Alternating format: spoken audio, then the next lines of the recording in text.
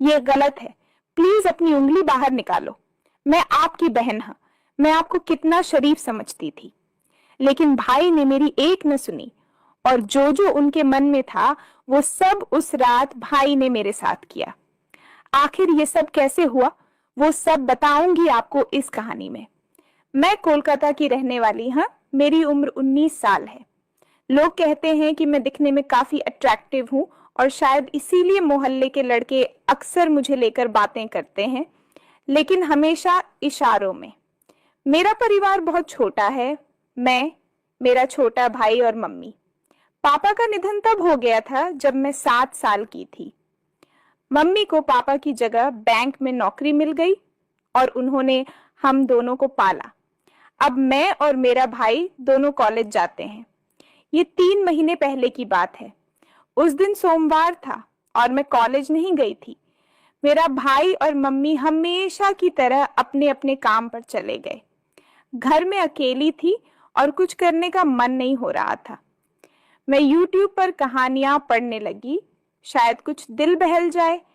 तभी मम्मी का फोन आया। उन्होंने कहा, आज मुझे आने में देर हो सकती है। मैंने कहा, ठीक है मम्मी, आप आराम से आओ। उसके बाद न जाने क्यों मन बहुत खाली खाली सा लगने लगा। मैं बेड पर लेट गई, और कब नींद आ गई पता ही नहीं चला। अचानक से मेरी नींद खुली, पर मैं हिली नहीं। मुझे लगा जैसे कोई मेरे पास बैठा हुआ है। मुझे महसूस हुआ कि कोई धीरे धीरे अपनी उंगली से मुझे छू रहा है। पहले तो मुझे समझ ही नहीं आया कि ये क्या हो रहा है, लेकिन जैसे ही मैंने हल्के से अपनी आंखें खोली, मैं अंदर तक हिल गई। मेरा छोटा भाई, जिसे मैं हमेशा मासूम और शरीफ समझती थी, वही मेरे पास बैठा था। मुझे यकीन नहीं हो रहा था कि ये वही कर रहा है। मेरा दिल बहुत तेज धड़कने लगा था, और मुझे समझ नहीं आ रहा था कि मैं क्या करूं। कुछ भी कहने की हिम्मत नहीं जुटा पाई। मैं सोच रही थी कि वो ऐसा क्यों कर रहा है। क्या उसने कभी ऐसा कुछ सोचा भी था मेरे बारे में, या फिर ये सिर्फ एक गलती थी। उस पल मेरे मन में बहुत सारे ख्याल आ रहे थे। क्या मैं उसे माफ कर सकती हूँ? क्या यह एक ऐसी घटना है जिसे मैं अनदेखा कर सकती? लेकिन साथ ही मुझे न जाने क्यों उस पल में गुस्सा नहीं आ रहा था, बोल के उल्टा मैं उलझन में थी। शायद मेरी समझ में ही कुछ कमी थी, या फिर मैं उस पल में कुछ और सोच रही थी। कुछ समय बीत गया और मैं अभी भी सोने का नाटक कर रही थी। तभी अचानक महसूस हुआ कि भाई मुझे हल्के से जगाने की कोशिश कर रहा है। उसकी उंगलियां मेरे कंधे पर हल्के से छू रही थीं, लेकिन मैंने अपनी आंखें नहीं खोली। मैं जानती थी कि मैं पूरी तरह से जाग रही हूँ, लेकिन वो शायद सोच रहा था कि मैं गहरी नींद में हूँ। धीरे धीरे उसकी हरकतें बढ़ने लगीं। पहले जहां वो बस हल्का स्पर्श कर रहा था, अब उसकी हिम्मत और बढ़ने लगी थी। मैं समझ नहीं पा रही थी कि वह क्या कर रहा है या क्या करना चाहता है, लेकिन मैं चुपचाप देख रही थी। मेरे मन में कई सवाल उठ रहे थे। यह मासूम भाई अचानक इतना बदल कैसे गया? उसने ऐसा क्यों किया? मैं समझ नहीं पा रही थी कि वह मुझे नींद में क्या खिलाने की कोशिश कर रहा था। मेरे होंठ बंद थे, लेकिन फिर भी उसने कोशिश की कि मैं कुछ खा लूं। मैंने सोचते हुए जानबूझकर अपने होंठ थोड़े से खोल दिए। मैंने ऐसा महसूस कराया जैसे मैं नींद में हाँ, और मेरे होंठ अपने आप ही खुल गए हैं। उस पल में मेरे अंदर एक अजीब सी घबराहट थी, लेकिन मैंने उसे जाहिर नहीं होने दिया। अचानक मेरे फोन की घंटी बजने लगी। उस आवाज से माहौल पूरी तरह बदल गया।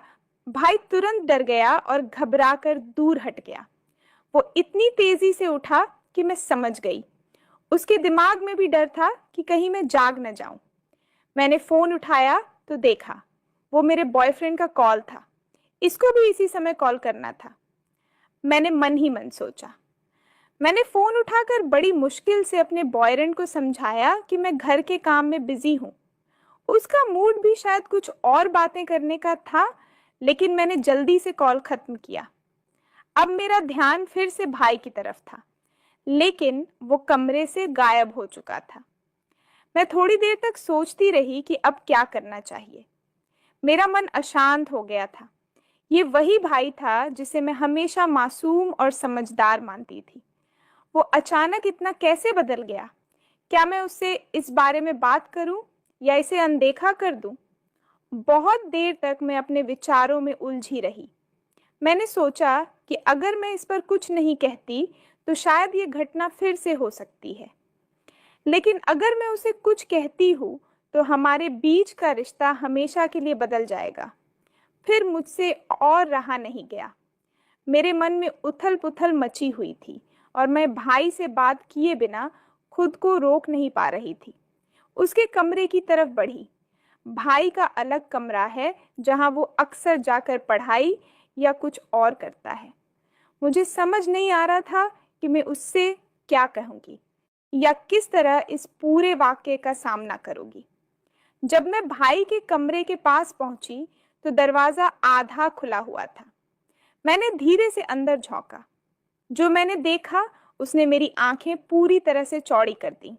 भाई बेड पर लेटा हुआ था और वो अपने हाथों से कुछ ऐसा कर रहा था जिसे देखकर मैं पूरी तरह से हैरान रह गई। मेरे दिल की धड़कन तेज हो गई। मैं कुछ समझ नहीं पा रही थी। मेरा मासूम और सीधा साधा भाई, जिसे मैं अब तक सिर्फ एक बच्चे की तरह देखती थी, वो ऐसा कर सकता है, मैंने कभी सोचा भी नहीं था। 1 मिनट तक मैं बस दरवाजे पर खड़ी देखती रही। मेरे दिमाग में कई सवाल उठ रहे थे। आखिर उसे क्या हो गया है? क्या वो सच में ऐसा कर रहा है या फिर मैं किसी भ्रम में? हाँ, मैंने खुद को शांत करने की कोशिश की, लेकिन मेरी आंखें उसी पर टिकी हुई थीं। मुझे पता था कि मुझे कुछ करना चाहिए, कुछ कहना चाहिए, लेकिन मेरे अंदर से आवाज नहीं निकल रही थी। मैं जिस भाई को अब तक मासूम समझती थी, वो मेरे सामने बिल्कुल अलग रूप में था। उसे इस हालत में देखकर मुझे एहसास हुआ कि शायद उसने बचपन से कुछ ऐसा देखा या महसूस किया है जिसके बारे में मैंने कभी सोचा ही नहीं।